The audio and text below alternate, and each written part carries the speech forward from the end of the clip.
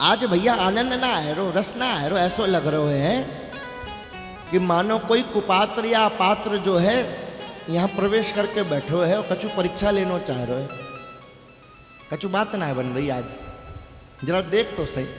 अरे श्रीवास जी ने कहा नाय महाराज सभी अपने परिचित लोग हैं, नित्य के लोग हैं। बोले नाय तुम देखो जरा, खोज शुरू है गई भैया। सारों आंगन देख लो, एक दूसरे से पूछ रहे, हाँ तो भैया ये तो अद्वैताचार्य हैं, ये तो फलाने, ये तो ये हैं। बोले ना महाराज सब रोज वाले ही भक्त हैं, सब अंतरंग भक्ति हैं, तो बाहर वाले को कछु कामना है, ऐसे तो कोई नयो दिखना है रहो। बोले ना कछु तो बात है। अरे बोले ना कछु तो बात है, तुम और मेरा गौर से देखो भैया, पूरे घर को ढूंढ मारो, कमरन को देख लियो, छत पे चले गए, इधर चले गए, उधर चले गए, कोई मिल रहा है रहो। तभी एक की नजर पड़ी कि भाई आंगन में एक बहुत बड़ो काके में भाई डलिया आई। बंगाल में बड़ी बड़ी डलिया बने जहाँ में फूल वूल रखे ना, तो एक लंबी एक बड़ी डलिया आई, उल्टी पड़ी भैया आंगन में। लोगन की नजर पड़ी कि जामे कहा है, देखो तो थोड़ी सी हिल रही। तो कहूँ ने कहो भैया जरा डंडा अंडा हाथ में ले लो, कहूँ ऐसो ना है सर पर निकल आए बीच में, तो जाने कौन है कहा है। तो भैया जैसे ही पास में गए, जैसे ही वो टोकरी हटाई तो बाम में से एक डुकरिया निकली। कौन ही? श्रीवास जी की सासू हुई, जिनके घर में सत्संग हो तो उनकी सासू हुई। ऐसी कथा आवे भाई, ये देखनो हो क्या ये रात रात भर कीर्तन करें, करे कहा है, ये तंत्र करें, मंत्र करें, भूत सिद्ध करें, करे कहा रात भर यहाँ हो तो कहा रहे।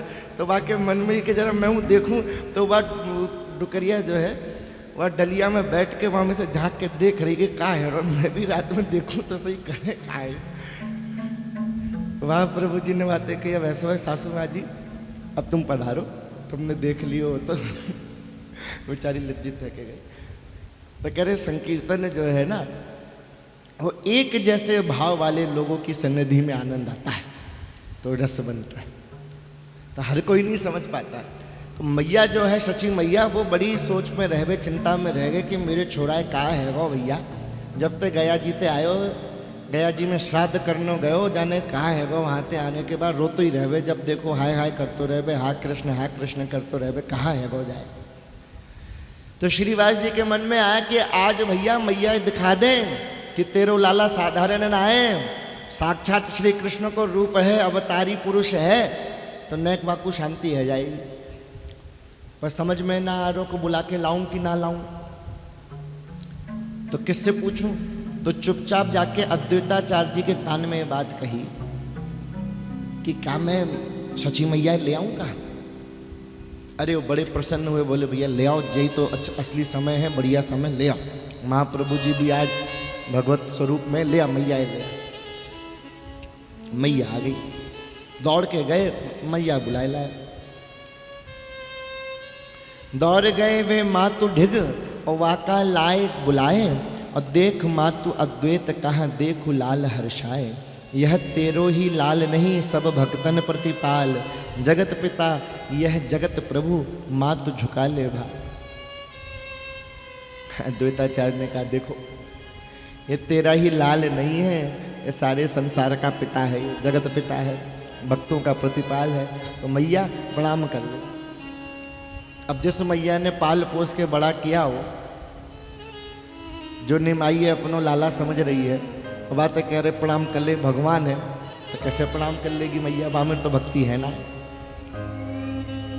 मैया देख रही है बहुत चक्की सी होके कि है का रो है ये निमाइए का है, कोई सिंहासन पे बैठो भाई, बड़ो तेज है रो, छत्र वत्र लगे हुए हो, लोग दोनों ओर खड़े होके पंखा झल रहे हैं भाई, ये है का रो है। मैया समझ में ना आया रो। भक्तों ने कहा कि अरे प्रभु मैया पे कृपा करो, तो बड़े गुस्से में ठाकुर बोले कि इस पे कृपा नहीं होगी। ठाकुर जी कह रहे महाप्रभु जी इस पे कृपा नहीं होगी। उच्च स्वर न हुंकार भरी कहा उन हाथ उठाए, यह ना कृपा की पात्र यह भगतन दोष लगाए। ये कृपा की पात्र नहीं है, ये मेरे भक्तों को दोष लगाती है कि इन भक्तों ने मेरे छोराए बिगाड़ दियो। अच्छो खासो मेरे पुत्र हो, पाठशाला चलातो, बड़ो विद्वान हो, हैं दिग्विजयी को हरा दिया, और अब बाबा जी बन गए, जब देखो रोते रहे कृष्ण कृष्ण करते रहे, तो इन भक्तन ने मेरे छोराए बिगाड़ दियो, तो भक्तन को कोसती रहती मैया। तो आज चैतन्य महाप्रभु जी ने कह दिया जा पे कृपा ना होगी, क्योंकि मेरे भक्तों को दोष लगाती है। अरे सब भक्तों ने उठ के कहा हाथ जोड़ के, प्रभु ये तो हमारे जगत की माता है, आपकी माँ के स्वरूप में विद्यमान है, हम सबके लिए पूज्य है। वो तो ऊपर ऊपर से कहती है, इनका भक्तों से बड़ा प्रेम है। जो कछु मैया कहती वहाँ, तो वात्सल्य स्वभाव, वो तो वात्सल्य के वश में होके कहती है, पुत्र प्रेम में अनुरक्त होके कहती है, उसमें कुछ दोष की बात नहीं है प्रभु। इनके हृदय में तो वैष्णवों के लिए बड़ा सम्मान है, बड़ा प्रेम है। माँ के कानों में कहा कि तू शीश झुका तो तुझ पे कृपा हो जाएगी। तो आखिरकार मैया ने शीश झुकाया, मन में सोचती हुई सकुचा के कि ये तो मेरा निमाई है, जिसे मैंने दूध पिलाया है, गोदी में खिलाया है, लेकिन फिर भी शीश झुकाया। मानी बचन आचार्य के मैया कियो प्रणाम, आचार्यों की बात सुन के प्रणाम किया और गदगद कंठ से मैया बोली। देखो माँ के वात्सल्य पूर्ण बात सुनो, कोई ज्ञानी नहीं है, कोई शास्त्रों की बात नहीं, दिल के उद्गार है माँ के। माँ क्या बोलती है, बड़ी सरल सीधी सी बात कह दी। मैया कहती है जो तुम हो तुम जानते, और मैं का तुमको जान। अब ये सब लोग बोल रहे तुम भगवान हो, कौन हो, क्या हो, तो जो तुम हो वो तो तुम ही जानते हो, मैं तो नहीं जानती। पर मुँह पे प्रभु करुणा करो, हरो मोर अज्ञान, मुझ पे कृपा करो और मेरा अज्ञान है। तो आज माँ के सिर पे महाप्रभु जी ने अपने चरण रखे, कृपा करी, मैया के सिर पे चरण रखे और कहा वैष्णव अपराध मैंने तेरे क्षमा किए, दूर भई सब व्याध। आज मैंने तेरे सारे अपराध क्षमा कर दिए मैया। अब ये बुद्धि का विषय नहीं, देखो बुद्धि लगाओगे तो बुद्धि घूम जाएगी कि ये क्या किया, इसमें बुद्धि नहीं लगाओ। ये भगवत विषय की चर्चा है, इन्हें तो श्रद्धा युक्त होकर समझते जाओ। आगे सुनो बढ़िया बात, तो बढ़िया आनंद छा रहा है। बैठे हैं महाप्रभु जी, अब देखो सबके मन की बात बता रहे हैं। श्रीवास जी से बोले महाप्रभु देखो श्रीवास तुम मेरे बड़े कृपा पात्र हो, तुम मुझे बड़े प्रिय हो, तुम मेरे हो तुम्हें जान लो। महाप्रभु जी बहुत पहले की घटना बता रहे हैं, जब इनका संयोग भी नहीं हुआ, अंतरंग बात। बोले तुम्हें याद है एक बार देवानंद के घर में भागवत जी हुई थी, और तब सुनते सुनते कथा तुम व्याकुल हो गए थे, तुम्हारे हृदय में भाव प्रकट हो गए थे, और तुम्हारे भावावेश को कोई पहचान नहीं सका था, और तुम्हें कंधे पे लाद के सबने तुम्हें घर पहुंचा गया था। कोई नहीं जानता था कि तुम्हें सही करने के लिए क्या उपाय किया जाए, तब मेरे ही जतन करने से तुम स्वस्थ हुए थे।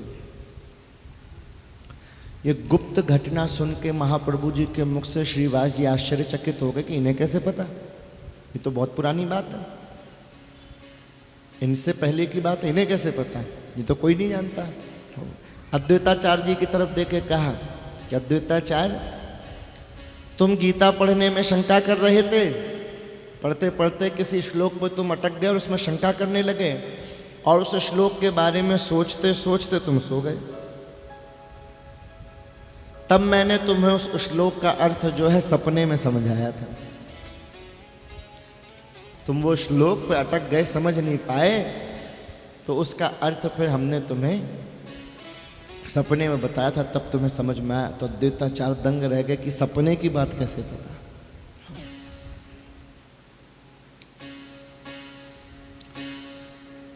ऐसे आवेश में भैया संध्या का समय हो गया, सुबह से संध्या हो गई, तो संध्या के समय सबने आरती करी, मैया आरती कर रही, शंख घड़ियाल झांझ बज रहे हैं, सारे भक्त आरती में आनंदित होकर नाच रहे हैं, घर के कोने कोने में कीर्तन गूंज रहा है।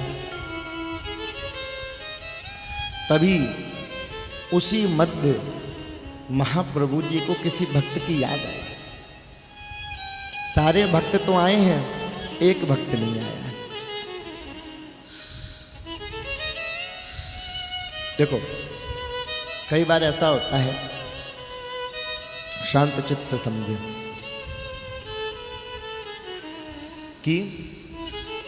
कि हम लोग भी कथा में कई बार नहीं जा पाते। जरूरी थोड़ी ना है कि भाई मन हो नहीं पहुंच पाते, संसार के काम में अटक जाते हैं, है ना, कथा में नहीं पहुंच पाए। तो हमारे कथा में या मंदिर में या सदगुरु के चरणारविंद में ना पहुंचने का कारण क्या है कि हम संसार में अटक गए हैं। तो हमने प्राथमिकता किसको दे दी? संसार को दे दी।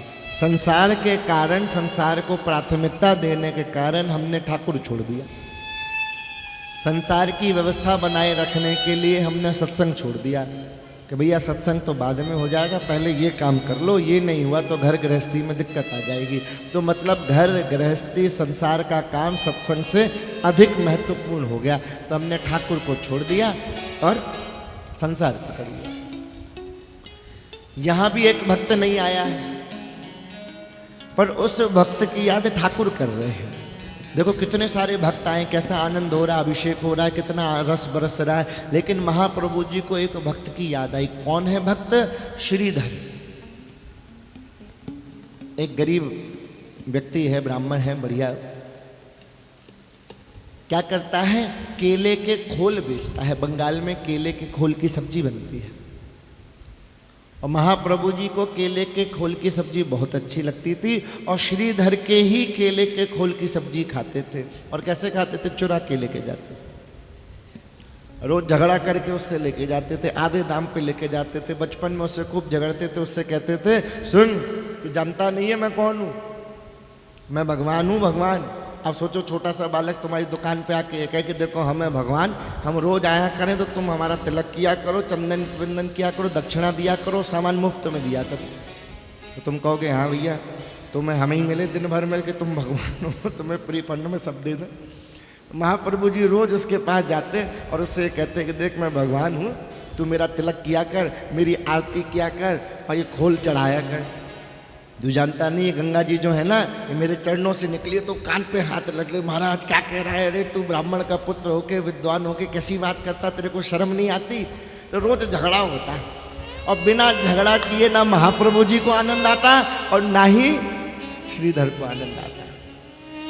आज महाप्रभु जी को उसी श्रीधर की याद आई। सब कुछ है, सारे बड़े बड़े भक्त बैठे जिनके हमने नाम लिए, श्रीधर नहीं, उसकी याद आई, वो नहीं आया। क्यों नहीं आया महाराज? केला बेच रहा है, संसार के काम में फंसा है, कोई घर में मेहमान आ गए, कोई दुकानदारी का काम है, माल लेने गया है, तबीयत खराब है, बोले कुछ नहीं है। कर क्या रहा है? संध्या का समय है, आवाज लगाई, भक्त श्रीधर की बड़ी ही याद आई है। जब आवाज लगाई, उसको याद किया, भक्तों ने सुना तो तुरंत दौड़ के गए, भैया श्रीधर के घर की उसको बुला लाए। तो कर क्या रहा है श्रीधर? क्यों नहीं आया? जब सारे भक्त समाज जुड़े हुए हैं तो ये अकेला क्या कर रहा है? ये क्या कर रहा है? घर में जैसे ही पहुंचे तो दूर से आवाज आई कि घर में अपने ठाकुर के सामने कीर्तन करता हुआ, आंखों बंद करके झरझर आंसू बहाते हुए मगन ठाकुर की ही ध्यान में बैठा। ये क्यों नहीं पहुंचा? ये ठाकुर की निज साधना की वजह से सत्संग नहीं पहुंचा।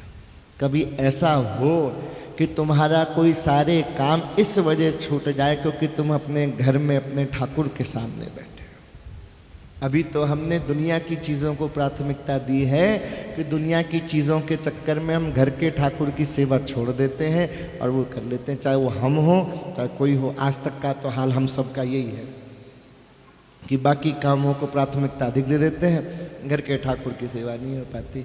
और आज यहाँ श्रीधर क्या कर रहे हैं? घर के ठाकुर के सामने बैठे हैं और प्रगट ठाकुर वहाँ बैठा है, पर इनके यहाँ तो घर में इतनी पक्की साधना है कि आनंद से कीर्तन कर रहे हैं। उसी समय भक्त पहुँचे, मगन हैं, आंखों से झरझर आंसू बह रहे हैं, कीर्तन कर रहे हैं। क्या?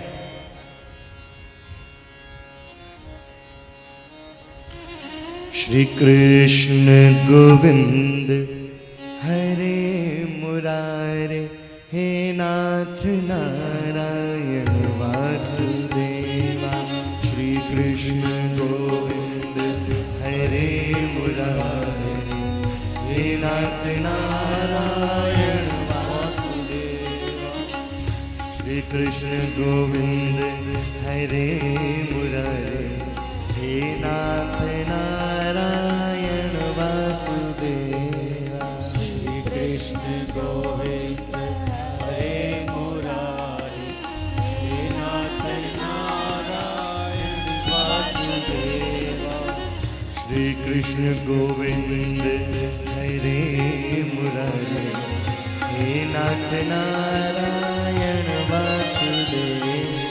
श्री कृष्ण गोविंद हरे मुरारी, हे नाथ नारायण वासुदेवा। श्री कृष्ण गोविंद हरे मुरारे, हे नाथ नारायण वासुदेवा। श्री कृष्ण गोविंद हरे मुरारी, हे नाथ नारायण वासुदेवा।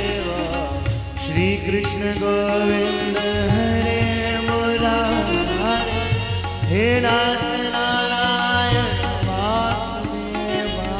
श्री कृष्ण गोविंद हरे मुरारी, हे नाथ नारायण वासुदेवा।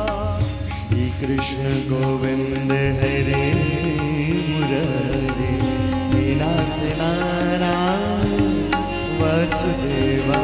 श्री कृष्ण गोविंद हरे मुरारी, हे नाथ नारायण वासुदेवा।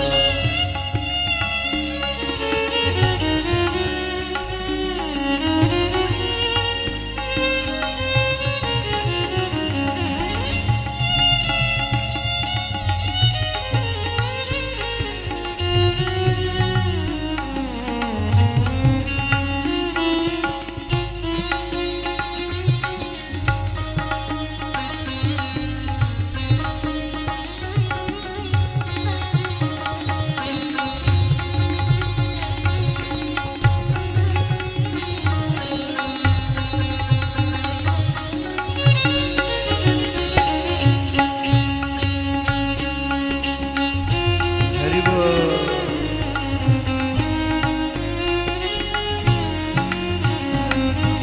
श्री कृष्ण गोविंद हरे मुरारे, हे नाथ नारायण वासुदेवा। श्री कृष्ण गोविंद हरे मुरारी, हे नाथ नारायण वासुदेवा। हे नाथ नारायण वासुदेवा, हे नाथ नारायण वासुदेवा। श्रीधर को घर दूर अति भक्त गए कछु दौर, और दूर ही सौ भगतन सुनो मधुर नाम तेहि ठौर। दूर घर का दौड़ते हुए भक्त गए तो दूर से ही स्पष्ट आवाज में सुनाई दे रहा था, श्री कृष्ण गोविंद हरे मुरारे, हे नाथ नारायण वासुदेव। भक्त पहुंच गए, उसको होश ही नहीं। आह, क्या बात, तुम घर में बैठे हो, आनंद हो रहा हो, कौन आ रहा है कौन जा रहा है तुम्हें पता ही नहीं। इसी प्रकार का भाव कृष्ण चरितमानस में गोकुल कांड में आता है। दूसरी वर्षगांठ है प्यारे श्री कृष्ण की, दूसरे वर्षगांठ की लीला। 2 वर्ष के हो गए ठाकुर, ब्रजमंडल की समस्त सखियां आई हैं, एक सखी नहीं आई।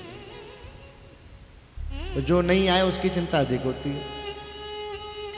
ठाकुर जी उसके घर पहुंच गए, और टेढ़ा ठाकुर है, सीधी बात कैसे करे। तो कान में जाके ठाकुर बोले, चौरी तेरे को मेरा जन्मदिन अच्छा ना लगो? सीधे सीधे पूछ लेते क्यों ना आई। घर पहुंचे, क्या देखा कि ठाकुर के ध्यान में मगन बैठी है, आंखों से आंसू बहा रही है गोपी, इसलिए नहीं आई कि ठाकुर के ही चिंतन में लीन थी। ठाकुर पहुंच गया, कान में जाके बोलता है, तेरे को मेरा जन्मदिन अच्छा नहीं लगा, तू आई नहीं। जैसे ही कान में शब्द सुना, देखा जिसका ध्यान कर रही है वही है, आंख खुल गई। ठाकुर जी बोल के भागे तो गोपी ने पकड़ लिया। ठाकुर जी ने कहा छोड़, तो बोले मैं नहीं छोड़ती, बता तू आया क्यों? बोले क्यों, तो तू बता रहा हूं, क्यों बताऊं? पकड़ लिया, नहीं छोड़ा। जो ठाकुर जी ने उसके गले में जो हार था, मोतियों की माला थी, वो पकड़ के तोड़ दी। जैसे ही तोड़ी तो मोती बिखर गए। तो गोपी जो है एक हाथ से तो कन्हैया को पकड़े हुए, दूसरे हाथ से मोती बिखरने लगी, जो बिखरे हुए थे उनको समेटने लगी। तो जो पकड़ती वो ढीली हो गई। बस यही बात ठाकुर को पसंद नहीं। ठाकुर कहता है जब तूने मुझे पकड़ लिया तो फिर दूसरी चीज की जरूरत क्या है तेरे को समझने की?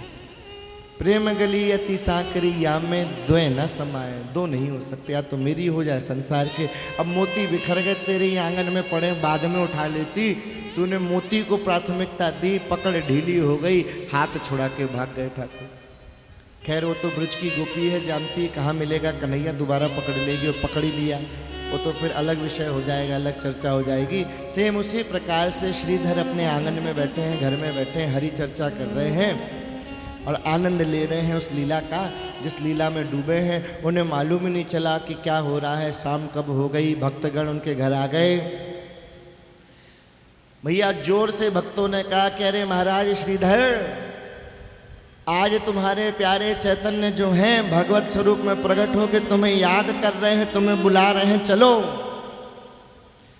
जब जोर से बोला तो थोड़ा ध्यान खुला, और ध्यान खुला और जैसे ही सुना कि भैया मेरे प्यारे मुझ जैसे दीनहीन कंगाल भिखारी की याद मेरा ठाकुर कर रहा है, तो सुनते ही मूर्छित होके गिर।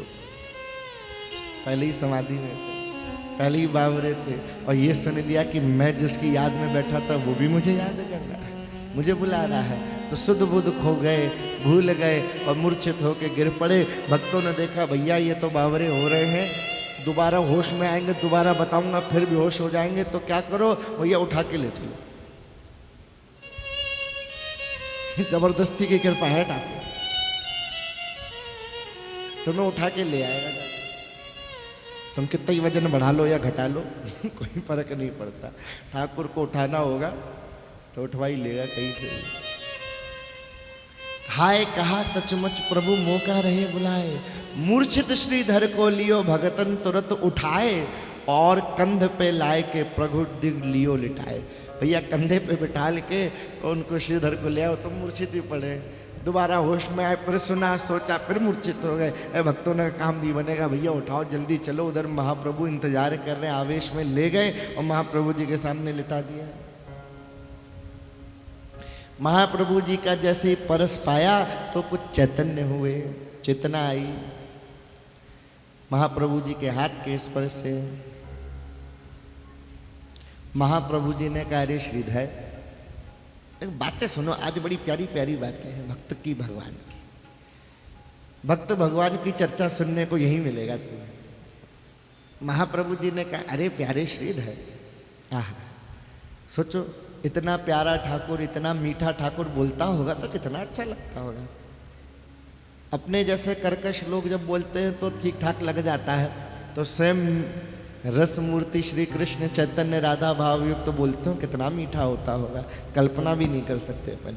वो बोले अरे प्यारे श्रीधर, तू हमारा बड़ा भक्त है, तू अनन्य भक्त है मेरा, इसलिए आज तू जी भर के मेरे दर्शन कर।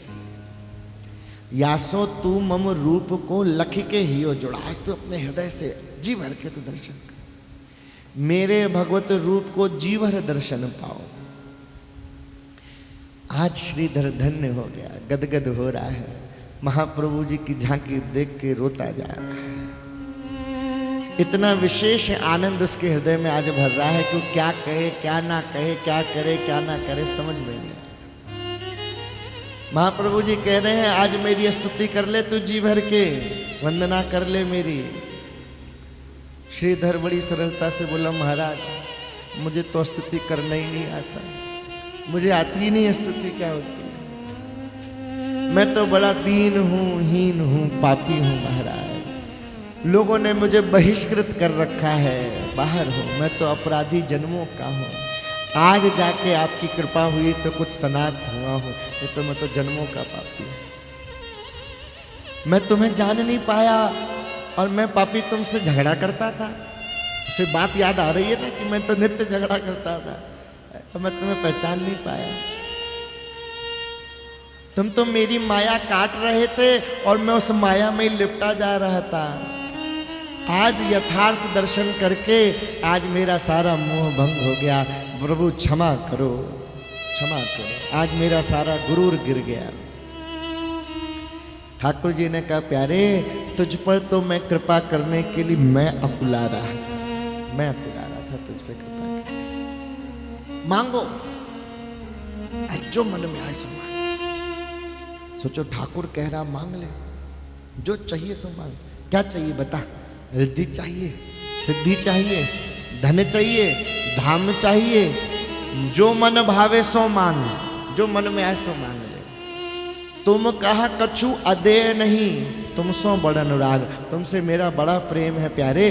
तुम्हारे लिए कोई भी संसार की वस्तु ऐसी नहीं है जो देने योग्य ना हो। आज तू जो मांगेगा सो मैं दूंगा। सोचो कितना सुंदर मौका मिला हुआ है, कुछ भी मांग सकता है।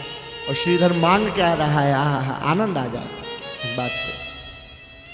हाथ जोड़ के श्रीधर बड़ी दीनता के साथ कहता है, हे प्रभु हाथ जोड़ अति दीन हुए, कहा सब कुछ लियो पाए। आज तो मैंने सब कुछ पा लिया, आपके दर्शन हो गए, सब कुछ मिल गया मुझे। जिसको जगत निद्रा रहा है, जगत ठुकरा रहा है, उसको आपने अपना लिया, और क्या चाहिए मुझे। रिद्धि सिद्धि लेके मैं क्या करूंगा? मैं तो निर्धन रह के ही बड़ा सुख में हूं प्रभु। मैं तो खोल बेचते हुए आपके दर्शन करता रहूं, मेरे लिए उतना ही बहुत है। रिद्धि सिद्धि का मैं क्या करूंगा?